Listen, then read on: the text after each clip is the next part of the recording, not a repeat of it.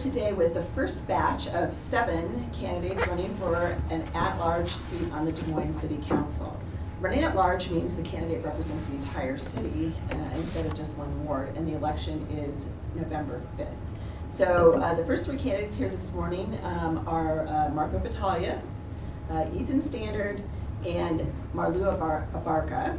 Thanks everybody for being here this morning. And we also have some registered staff and editors in the room. Could you please just go around and introduce yourselves?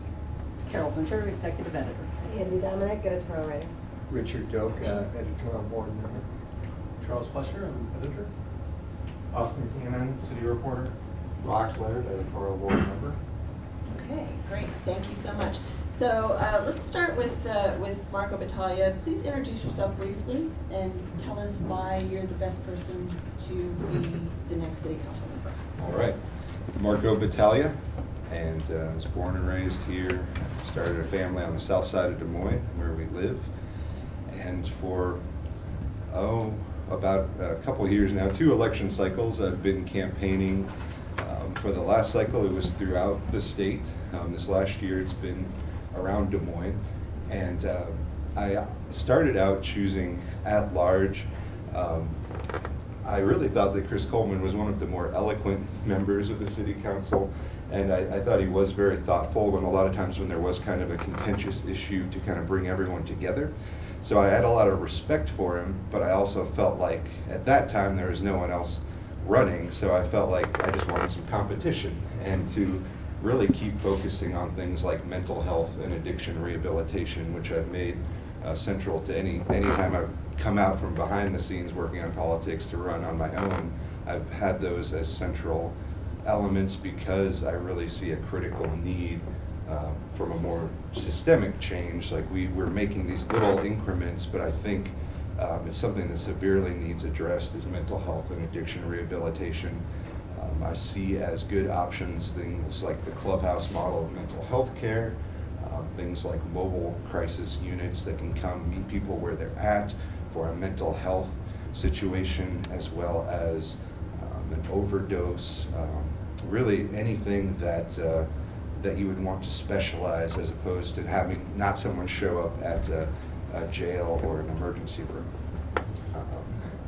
I also see an urgent need to address housing, and this has really motivated me because I feel like it was very difficult for my family to find a house that was a sound investment in Des Moines, and to really, we're not currently incentivizing a lot of young people, I think, to come into Des Moines because they can't find a property that's a sound investment, or they can't even grow economically to the point where they can make that investment. So that's another area where if we don't act soon, I think it's going to, it could very well reach a crisis point if we have so many people paying so much of their monthly earnings towards their housing, whether it's renting or a mortgage. Outside of that, I think we do need to have some difficult conversations when it comes to things like racial profiling, because I've seen more people turn out for that in the last 6 months of city council elections than just about anything. It's been that and problems with their sewer and drainage have been 2 of the biggest things that I've heard and seen. So we need to have some sometimes difficult or nuanced conversations there to get to the root of those issues.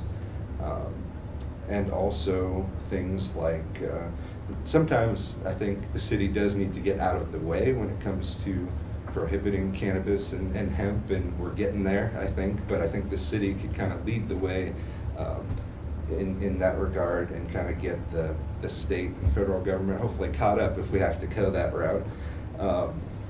I think that by looking at things like licensing, zoning, codes, we can improve services, and while bringing in incredible amounts of revenue. Sometimes we do need to get out of the way there. Things like looking to what other cities have done that have worked, like Minneapolis getting away from single family home zoning entirely. I think there's a history there that's rooted in more keeping certain people away from your neighborhood than it is actual some sort of zoning. I definitely believe that all modern cities in the world have de facto zoning regardless of the codes and and zoning that we've had for the last century. So that's going to be something that plays out without all this conversation that I think is kind of a waste of time and money at the city council level. But yeah, that's kind of sums up a lot of what I've heard over the last year, what really inspired me to get in this particular race. Okay, and Ethan Standard, same question to you. Tell us a little bit about yourself, why you think you're the best person to be the next at-large council member. Sure. Well, thank you everyone for having us here this morning. As Kathy said, my name's Ethan Standard. A little bit about me: I grew up in a really small town of 500 people in northern Illinois. I made my way to Iowa about 10 years ago now in 2009 to pursue my undergraduate degree at Iowa State. I graduated there with a degree in urban planning, so I am an urban planner by trade. While I was there, I drove bus for SciRide, which really gave me a unique perspective on a part of the city that, at least in Ames, that I had not seen when I first stepped on campus. My first time riding a city bus was in the city of Ames. I'm not sure why they gave me the keys so quickly, but they did. After I graduated, I was fortunate enough to land an internship that turned into a permanent position at DART here in Des Moines.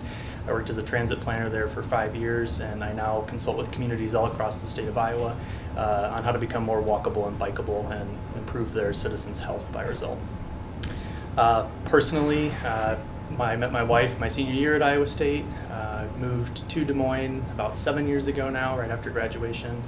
I pursued my master's degree. I just got that at Drake University, Master's in Public Administration this past May. Took me a little longer than I thought it would, but I got there. We now live in Beaverdale with our 1-year-old son, Griffin. We were fortunate enough to purchase our first home 5 years ago, and we just moved into Beaverdale, but we lived a block north of Waveland Cafe and Waveland Park. For the past 2 years, I've served as the president of the Waveland Park Neighborhood Association. And really, neighborhoods are kind of the reason that I'm running in this race. Since I came to Des Moines, I've had a passion for working in neighborhoods. I sat on the City of Des Moines Neighborhood Revitalization Board for 2 years. I served on the board of directors for Neighborhood Development Corporation at a time when we were approving financing for projects on the south side around Drake University, and just some really exciting work trying to bring life back to some neighborhoods that have been forgotten about. In addition to that, just being a planner, I'm naturally interested in all things infrastructure, zoning. I sound like a nerd, but that's what it is. So yeah, I'm not going to dive as far into the issues as Marco did. I'm hoping we get some conversation going about that.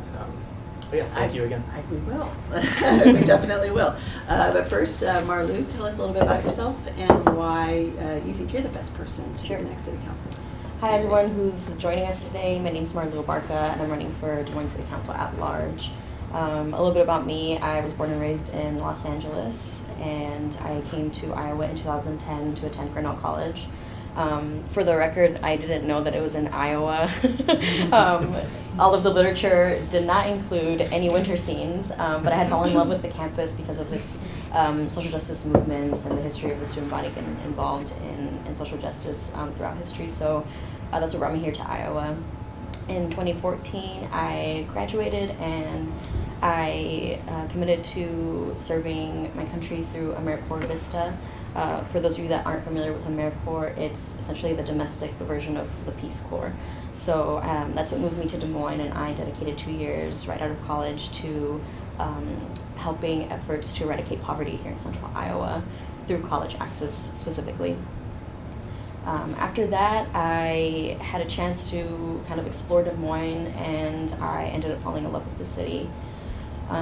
In 2016, I had a very difficult decision where after this presidential election, I had a phone call from my mom, who was scared for my safety because of the political climate here in Iowa. And she invited me to come back to California and said, "You will not be a failure if you move back with your parents, but I want to make sure that you're safe." And at that point, I sort of reflected on my own privilege as a US-born citizen, someone who speaks multiple languages, who has a college education. And I thought back to this moment during my first year at Grinnell where we had just finished our first away game. I played on the softball team, and we were cleaning out the dugout at the school before we headed back to campus, and my captain looked over to me and said, "Marlu, there's a piece of trash by your foot, pick that up." And I looked at it and I said, "Oh, that's not mine." And she said to me, "I don't care, we leave things better than we found them."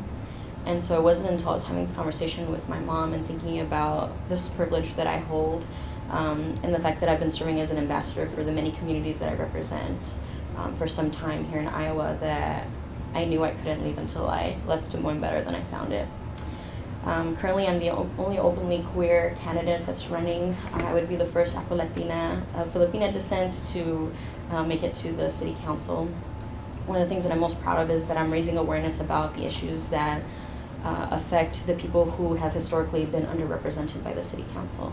So I'm looking forward to November 5th, and I've talked to a few of these folks who are running this campaign too, and if anything that comes out of this, it's that we're mobilizing thousands of people who normally wouldn't care to vote in their local election. We're giving thousands of people the reason to vote because we happen to be running. So I'm very proud to be a part of this process, and I'm looking forward to continuing this conversation.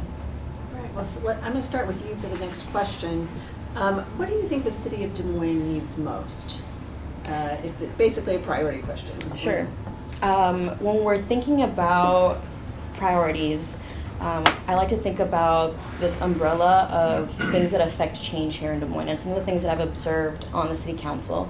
And part of that is the lack of cultural competency, but also the lack of awareness on unconscious bias.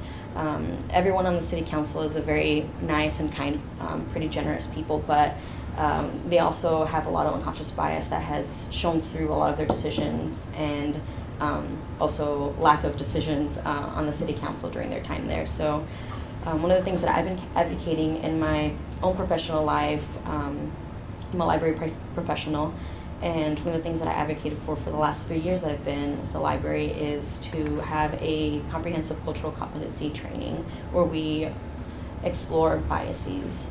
For me, ending racial profiling in the city is important, and we need to address what biases we have as leaders here. Part of that might be also reflected through the people who serve on our boards and commissions for the city. If the representation isn't there, the decisions are going to be built by people who have very specific experiences that don't represent the entire populace in Des Moines. What are some of the decisions where you've seen unconscious bias play out? Sure. It's something that I refer to now as the food truck fiasco that happened a few summers ago, and this was at the height of my interest in the city council because these ordinances were proposed by council members that would essentially regulate the way that food trucks function here in the city. So one of the things that I was vehemently against was requiring an extra permit for food trucks to function outside of downtown Des Moines. At the time, I asked the city council to observe which food truck owners were the ones that were functioning outside of the downtown. The majority of the black and brown food truck owners were the ones that were serving the rest of Des Moines, where, I'm going to be very blatant, but where the white food truck owners were afraid to go and sell their food. For a lot of these neighborhoods that serve, that don't have groceries that serve the communities, they are food deserts. For those communities, it was essential to have a food truck, a taco truck in those communities. So to put an extra barrier for those food truck owners to be able to provide services there and warm food was to me a clear sign that there wasn't an understanding of both racial dynamics in the city, but also what it means to be a black and brown food truck owner that serves these food deserts. Okay, thank you. And Marco, tell us what you think the city of Des Moines needs most. What was your top priority? To start off, I was right there on the food truck issue, and I thought it was extremely problematic that some of the people on the council against it seemed to have vested interest in like restaurants and things of that nature. Sorry, Joe. But Sorry, not sorry. But, I think even so much more than food trucks is a broader occupational licensing and mobile businesses in general, like barber shop, a cleaning service. But yeah, the food, I think it's a great way to get, you know, local produce and fresh, good, nutrient food into neighborhoods that might just have a gas station to get food at, which is, you know, generally not that great of a source of nutrients. But to me, it's the overall, like, what is the root of so many of these problems? To me, it does come to us having such a high tax burden compared to cities around us. Why are people, you know, getting new houses in the suburbs around us, in Cedar Rapids and Cedar Falls, and not here? I think the property tax burden is huge, and even the sales tax. I campaigned against the sales tax increase, not so much because I didn't like what groups were pushing to be done with that money, but because I haven't had in my time living here a trust that the city council will use that for firefighters, for expanding library hours, for, you know, safer places for kids to go when there's, you know, do something besides drinking in bars that's safer. I just don't have a lot of trust that that's what it will get used for. So I thought we do have more than enough money to work with for those kinds of things, especially when city council's giving themselves pay raises. How can they turn around and say, hey, we don't have this extra money for a new fire station or something like that? So to me, it's tax burden is the number one issue because it's tied to so many other things. Income segregation, which along brings all the other types of segregation that so many of us, you know, don't want, but how do we improve that, and what do we actually do to have more money instead of having to keep raising and begging for more property and sales taxes? To me, that can be done through things like start the movement on occupational licensing reform, like Nebraska is way ahead of us on. Things like simplifying zoning and old codes that are maybe outdated, that aren't actually making people safer in their homes, but actually preventing more affordable housing. I also think things like they are having the conversation just hours away from us in East Moline, in Rock Island and Rock Island County. They have approved having cannabis in business, and here we have the Attorney General that's trying to make it unsafe to have just a hemp CBD oil in your business. So I think there's a huge disconnect there where cities can lead the way. Chicago was the largest city to decriminalize entheogens, which are medicinal plants and fungi. This has just happened, you know, and where they're talking about this at City Council is Rock Island County. This is 2.5 hours away. So this is just another way that I see we can bring in revenue while reducing the tax burden, have plenty of money to improve services, but don't raise the property taxes anymore. Okay, we'll come back to taxes, but I wanted to get Mr. Stannard, your top priority. What do you think the city of Des Moines needs most? So I think the reason I was interested in this race, as I mentioned, was I'm a planner and I've worked in neighborhoods. And when I open up neighborhood plans across the city or meet with people across all sides of our city, the number one thing that I hear about is infrastructure, whether it's stormwater, whether it's streets and sewer, whether it's our water. So infrastructure for me, if I have to boil it down to what is the top thing I'm interested and concerned about, it's our infrastructure. Now, that said, that boils over to a lot of stuff that Marlu and Marco have talked about, including social issues, which I hear about on the trail as well. Because when you reprioritize how you're spending your money on things like infrastructure, it frees up money for other things that you could do with city money. It provides an opportunity to provide property tax relief because we do have a high burden in this city. So I think really getting our heads around what are we spending our money on in terms of capital improvements in this city. If you crack open our capital improvement plan today, there's a project in there called the Southeast Connector. I'm sure you're all familiar with that. It's the extension of Martin Luther King Jr. Parkway just south of downtown. All the way out to the bypass. It's a $60 million expense over the next 5 years in our capital improvement program. I haven't been to a neighborhood meeting across this city where someone has said, yeah, I really want you to spend $60 million building this road to the bypass out by Pleasant Hill.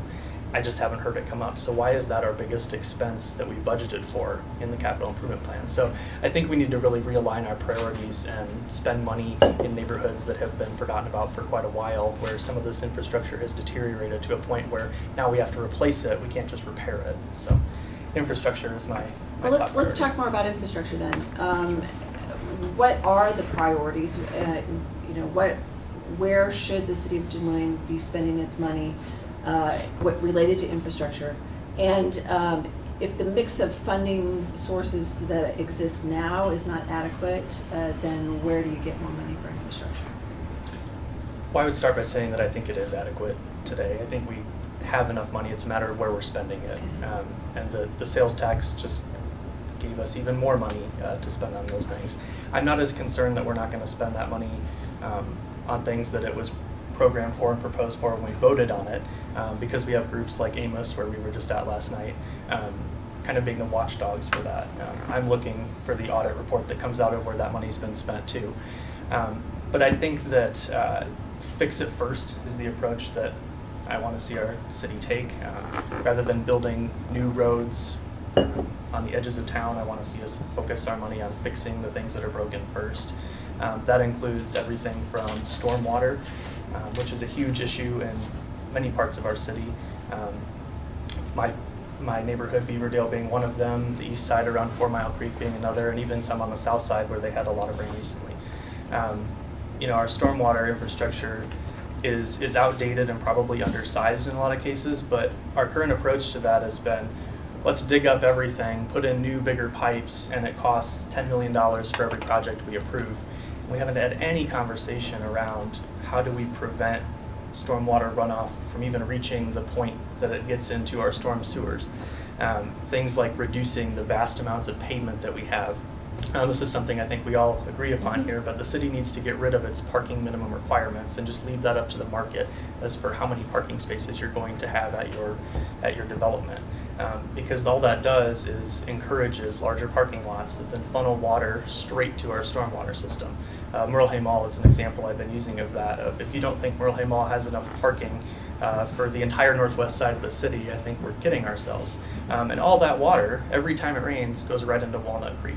And that creates problems on our city's southwest side. So we need to work with other partners too, like West Des Moines and Urbandale, to solve some of that. But that's just one aspect of, I think our approach to it is kind of really narrowly focused right now. And we haven't thought about what's the root cause of this, because we're going to get more and more rain. I mean, the events like we had last year and even earlier this summer, they're not going anywhere anytime soon. So we need to really kind of step back and think about a comprehensive approach to issues like stormwater and how we are spending our money addressing that. Does there need to be a new process for determining what those priorities are? I would like to see a little bit more of a participatory process. Something I've talked about in neighborhoods has been this concept of participatory budgeting, where right now the citizens of Des Moines are one step removed from pretty much the entire budgeting process. That step of removal being the city council, and then staff that also funnels all those projects in. Participatory budgeting really says, let's put the power back into the hands of the people, and have people living in these neighborhoods come up with the ideas that they want to see in their neighborhood, vote on funding them. I kind of imagine it would be a trial and error thing at first. I've kind of floated the idea of, we'll just take the 4 wards and we'll do $1 million per ward for capital projects and see what ideas they come up with. Traffic issues are always a huge, it seems like every neighborhood spends half their meeting talking about traffic issues and how to slow down traffic. But it gets to the council level and there's 100 reasons why they can't fund this $10,000 project, why it's not warranted. Let's remove that and just give it back to the people. And if they think it's warranted in their neighborhood and they want to spend $10,000 on it when we have a budget of $800 million, I'm all for that. So I would like to see a more interactive approach to budgeting. Okay, and Marlu, where do you see the priorities for infrastructure spending? Is the money being allocated the way it should be? Are the sources of revenue adequate, or does the city need to find money somewhere else for infrastructure? Similar to Ethan, I believe that we have adequate funding, we just don't know how to spend it. I'd love to spend less money over time on the flowers that we put in the median down floor drive. I understand that we want it to look really nice for everyone who's driving into Des Moines from the airport, but there are better ways to utilize that money, and it creates more traffic through one of the avenues where people used the most to travel from the south to the north side of Des Moines. I wish I was part of the conversation about this tunnel that's being proposed at Grays Lake also. I think that an overpass would make more sense, putting in another light so that folks don't have to walk almost half a mile from one light to the other, and increase safety for folks there. On that same vein, I've been advocating for sidewalks since I moved to Des Moines.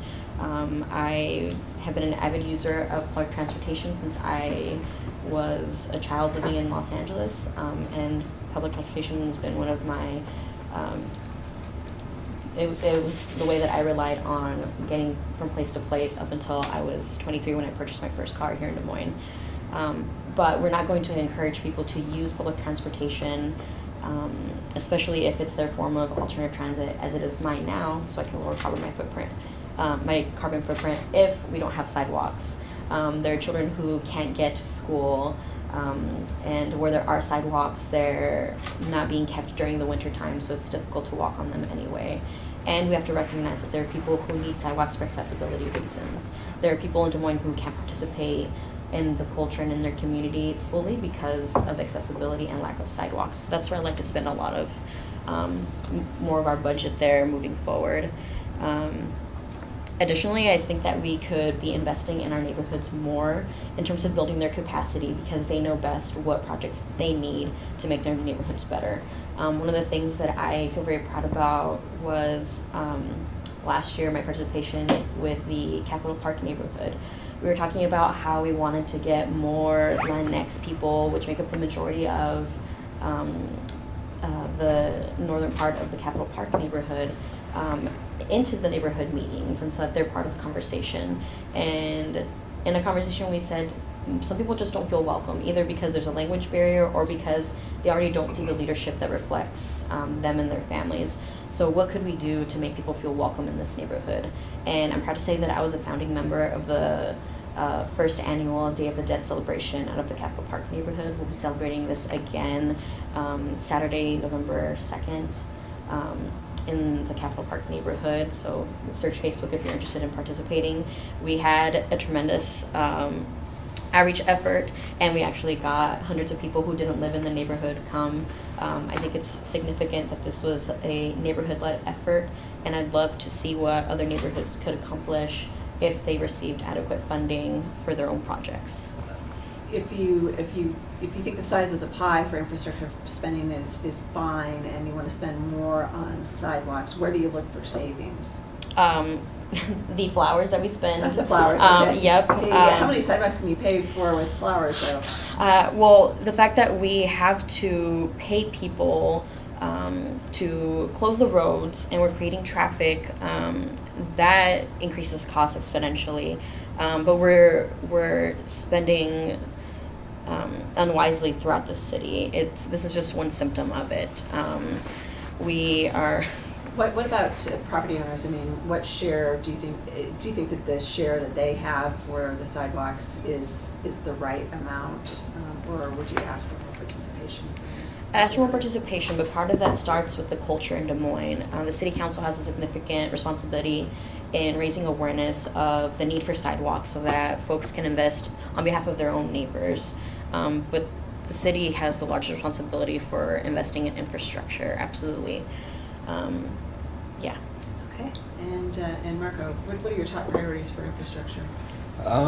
Well, attending the last 6 months of city council meetings or so and listening to them talk, I have a concern about how when I hear some basic economics that I'm teaching my eldest son, it seems like it's almost shocking, or these are amazing concepts: supply and demand, efficiency, scarcity, cost. So I think looking at it, I want to be sort of a voice of fiscal sanity, I would call it. City has to budget for savings like everyone that lives here does. And from that standpoint, though, I do want to highlight drainage systems, water and sewer systems, infrastructure as areas where we need to spend more money. We're not keeping up with the roads, and there's no way you can tell me it's evenly dispersed between the south side and the east side. Mhm. There are neighborhoods that are just completely neglected, that are basically, they might as well have had a dirt road for all this time. So I think we can come a long way and actually save money in the long run if we invest more in infrastructure now. And I'm talking, tens, $20 million more at least. And by doing this, we can also look in innovation, because I know it's our seasons that really do a number on our roads and our drainage systems. Other cities are kind of replacing these cosmetic gardens with roadside gardens and saving a lot of money in doing so, that actually their drainage systems, they keep, it's like hundreds of millions of gallons actually from going into houses, businesses, and sewers. And they actually get the water into the ground within 48 hours. I think New York City, that's one of the few examples where you can look at New York City as a city that's leading the way on something. Minneapolis is actually incentivizing property owners to have these kind of drainage systems, and there's sidewalk right on their property side. So not only are you getting an incentive from the city to do this, you're raising your property value. A lot of times this is coupled with either things like urban gardens, edible architecture, or pollinator-friendly plants. So yeah, these look great, but they're also serving a purpose. We're not just watering them and using more water on something that just looks nice and costs a lot of money. And also these areas where we have lawns that the city upkeeps. I heard a lot about neighbors complaining like, oh, we don't do anything. We get just this high grass that's not doing anything. Maybe use these for a functional purpose, what's called a curbside rain garden, something like that actually serves a purpose. I think also just the pothole response could be brought into our modern living. We could better improve how people, get on, next time you're at a safe parking spot, get on your phone and say, hey, I just hit this pothole, the city needs to get on this, and try to have a goal of something. Doesn't the city have an app for Something, pothole they do, reporting? but I feel like it could be, the response time, if anything, maybe through more funding, could be improved. I also feel as if basically I think there's got to be some innovation that we can look to. I know Iowa State has been researching heated roads. Like if we actually start something like that, would we not have this slushy mix every winter? I'm definitely keeping an eye on that closely, but I think that's an area we need more spending, more innovation for sure. Okay, let's talk about property taxes for a minute, starting with you. You said you wanted to reduce property taxes, and you were against the local option sales tax, but you want to spend more money on infrastructure. So where are you going to look for savings, first of all? And then talk about the overall property tax system. Is there a way to find revenue elsewhere to offset? The property taxes are not competitive with the suburbs, as you said. Yeah, if you look at anything I've put out there for my campaign or my website, every point has been something that's intended to save the city money in the long term, improve services in the long term. And if you're reducing the tax burden, we need to look at, are people investing more money in their communities, and are we getting more revenue just in a different way that's more ethical, that's not as regressive. So to me, things like, suicide rate is a huge concern, and suicide prevention, youth suicide rate has increased 56% in the last decade, according to a new CDC report. And to me, if we look at the root of these problems instead of letting them grow and sprout off into all these different ways, people wind up in our jails and our emergency rooms. There is a lot of sound information showing that cities save vast amounts of money by addressing mental illness before it gets to these levels, addressing addiction before it gets to these levels. You get less first responders that have to work into all hours and work overtime, less diseases that you have to treat. Also, yeah, just these cities that actually approach these issues, homelessness as well, through the, I'm an advocate for housing first approach to homelessness. I think we need to bring so many of these people that are, when you go to a meeting about affordable housing, these people are not even able to be fit into the data because they get paid under the table, or they don't have a home, or they live in their parents' house.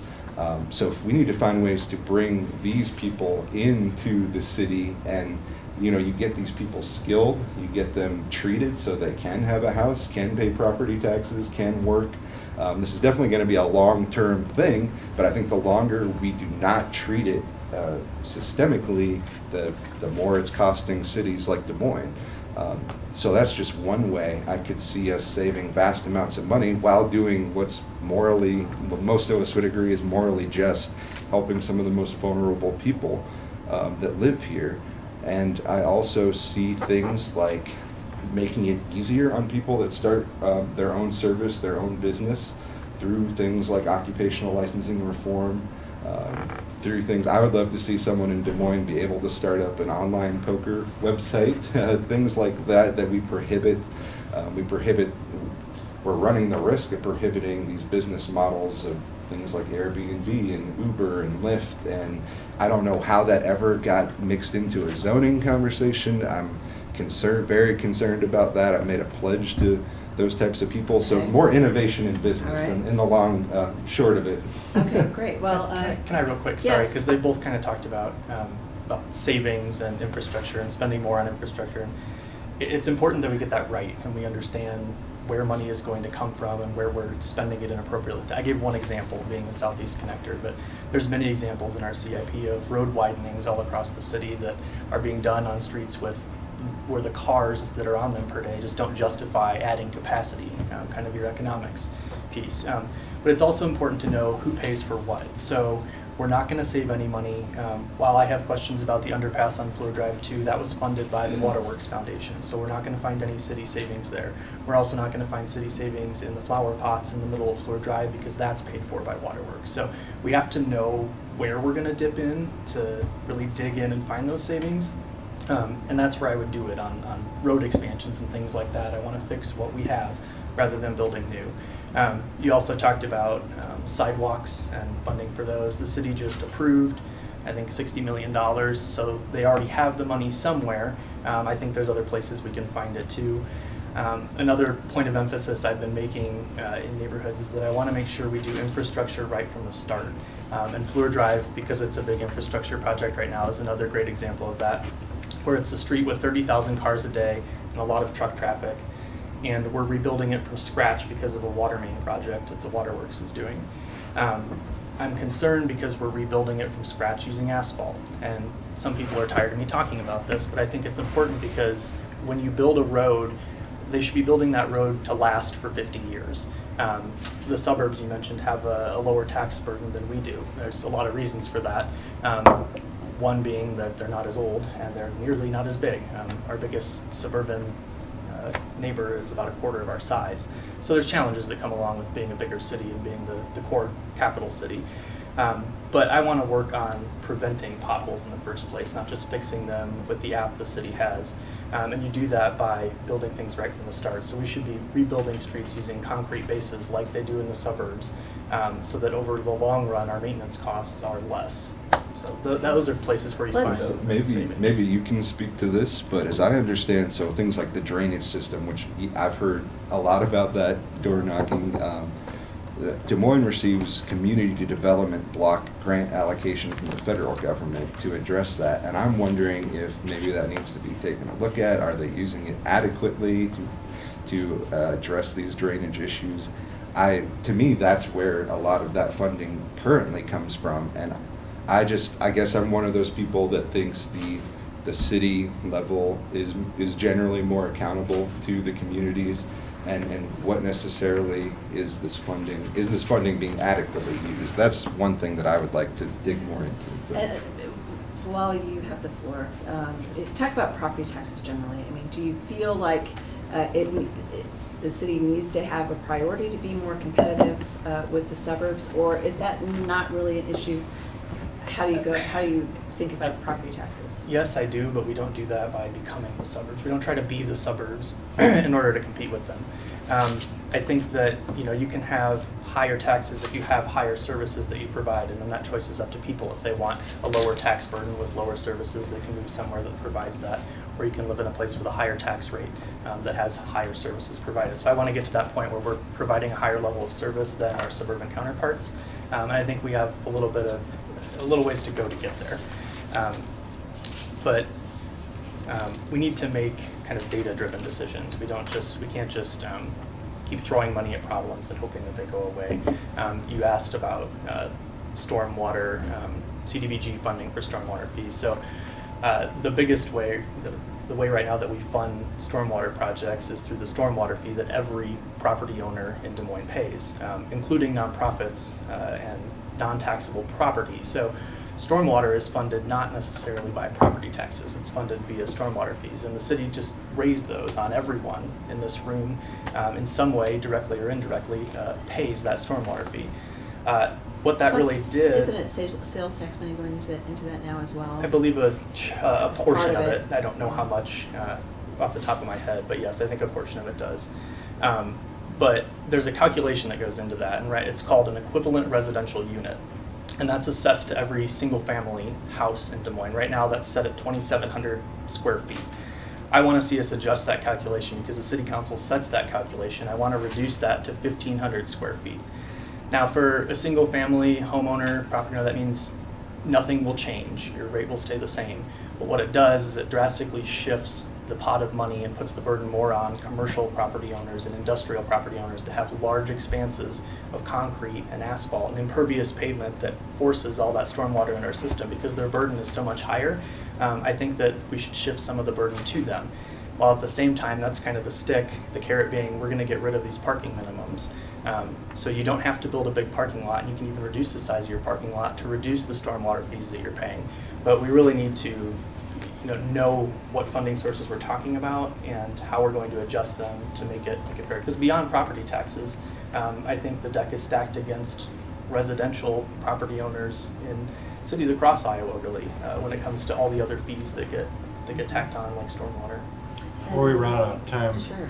I'd like to get to the racial profiling Yeah, issue, which a let's let couple of Marlu you- answer on property taxes, and then let's Okay. do that next. I'll be brief, I promise. So, one of the things that I've been trying to raise awareness is the fact that there are many business owners, there are large commercial buildings that are not paying their fair share of taxes.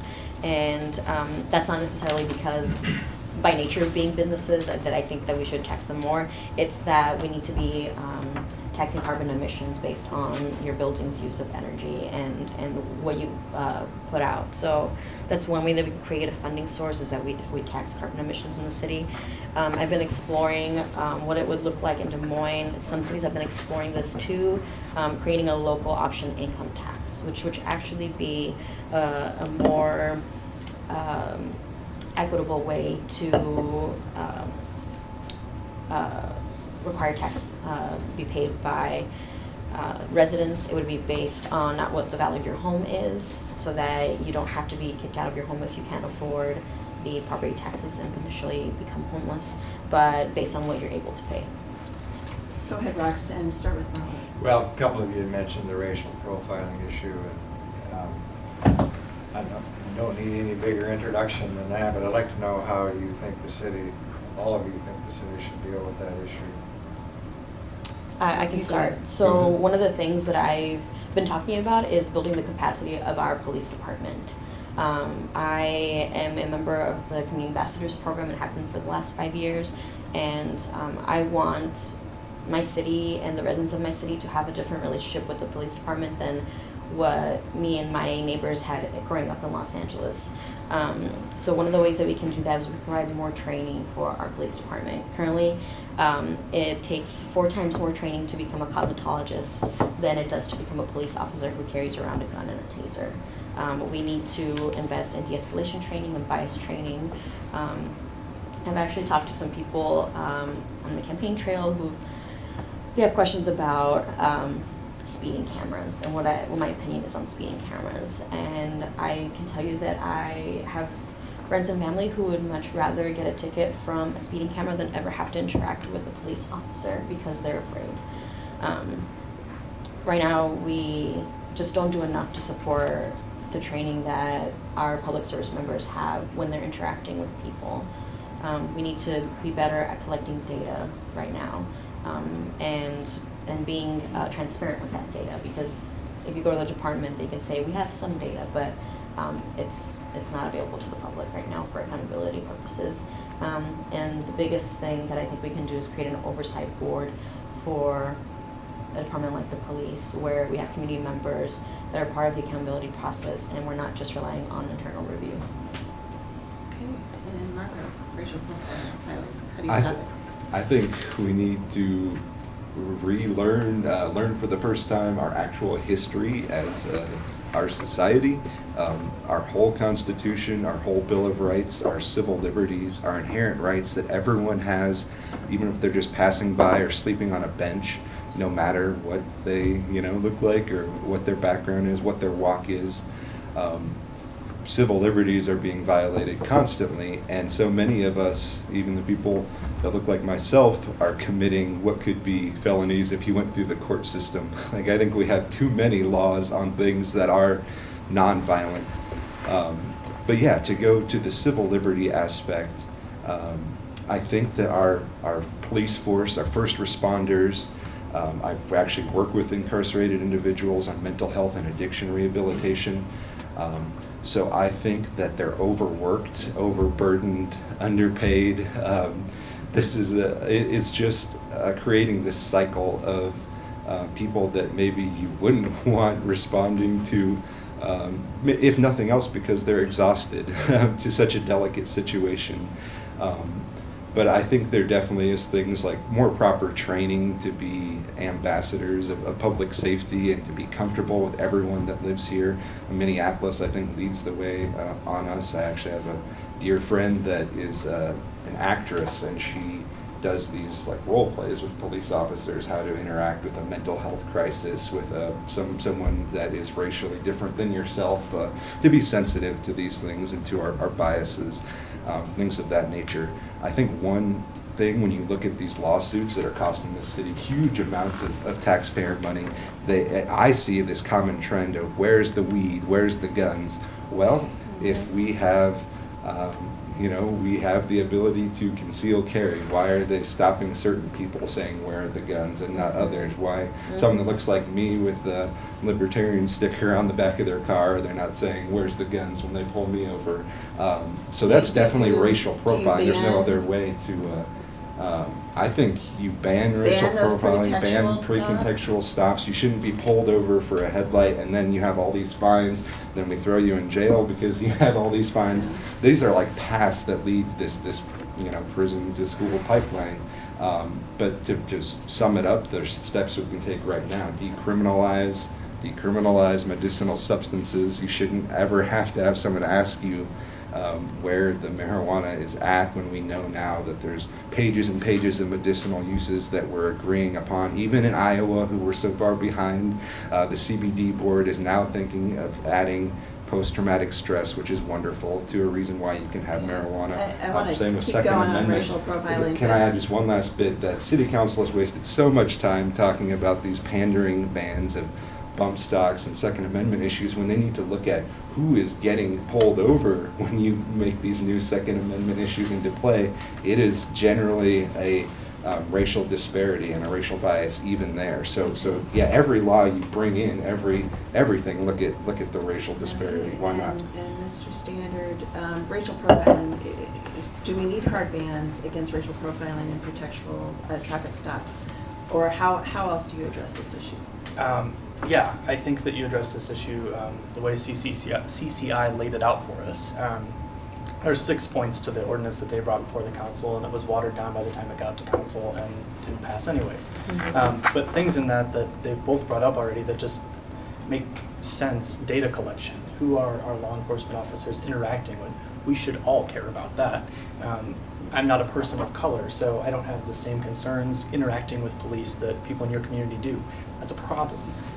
We need to figure out how to do that, and we won't know if there's bias going on just in terms of general traffic stops. We all might have a hunch, but we won't know that until we get the actual data. We need unconscious bias, implicit bias, call it what you will. We need training on that, and that we do need an oversight committee. We had a forum maybe a month ago now on the south side where this question was asked, and some candidates said they wanted to wait and see what recommendations were, and then others said it was just the role of city council. But the police department is a department of almost 500 people with a budget of $70 million, and if you think that 7 city council people can have enough eyes and ears on 500 individuals, I think we're not being honest. So I think an oversight committee to prevent some of the things that we've seen recently that are very disturbing, including not even pretextual stops, made up pretextual stops where you didn't use your turn signal to make that turn, or I don't remember what the video was, exact details, but it was disturbing to say the least, because I don't think if I left Union Park and didn't use my turn signal, I would have been pulled over. Another thing that I think we need to focus on too is making sure that our police force looks more like our city. I don't know the demographic makeup, maybe one of you two do, of our current force, but I think we need to Very be white. A little bit Similar more to the city council. proactive, a little more proactive in finding recruits that reflect the diversity of our city and of our neighborhoods in particular. We have very short time, and I have a lot of questions. I'm going to do a couple of very quick rounds where if you can answer yes or no, that would be great, or just answer in a very brief sentence. Should taxpayers help build a new soccer stadium in Des Moines? Not the one that's currently proposed.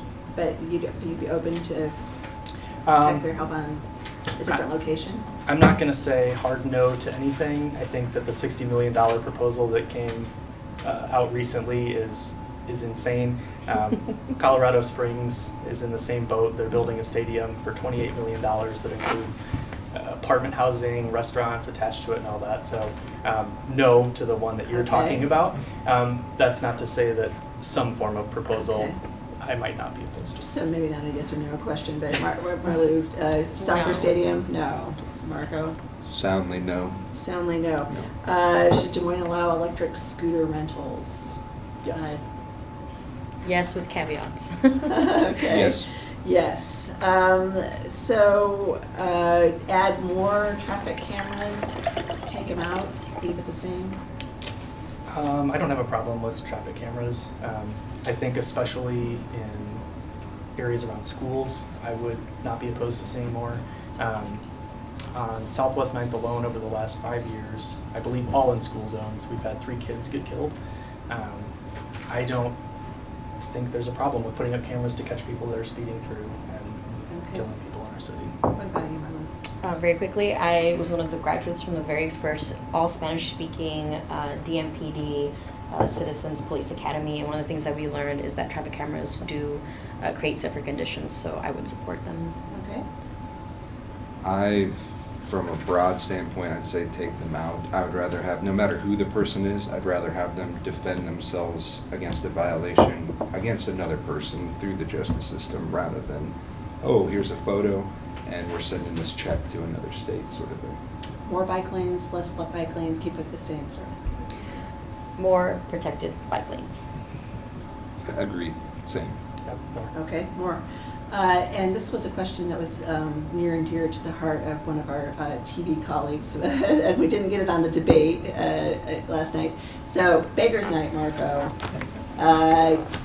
Keep it the same, put it on Halloween, or have it on the weekend? Love Halloween, it's always been my favorite holiday. I think out of those options, weekend sounds the best. Weekend? Mm-hmm. I didn't grow up with Beggar's Night, so that was a really weird surprise to me when we had trick-or-treaters the night before, and the jokes were everything too. But I'm fine with it the way it is. Fine with the way it is. What about you? I have spoken to officers, and data shows that there's actually less crime being committed because we've implemented something like Beggars Night. I love Halloween, but I also want to support neighborhoods that have trunk-or-treats on a separate day too. Okay, and all right, you started with the opening statement, so why don't you start with closing statement, and we'll just go around. Sure. Marco Battaglia.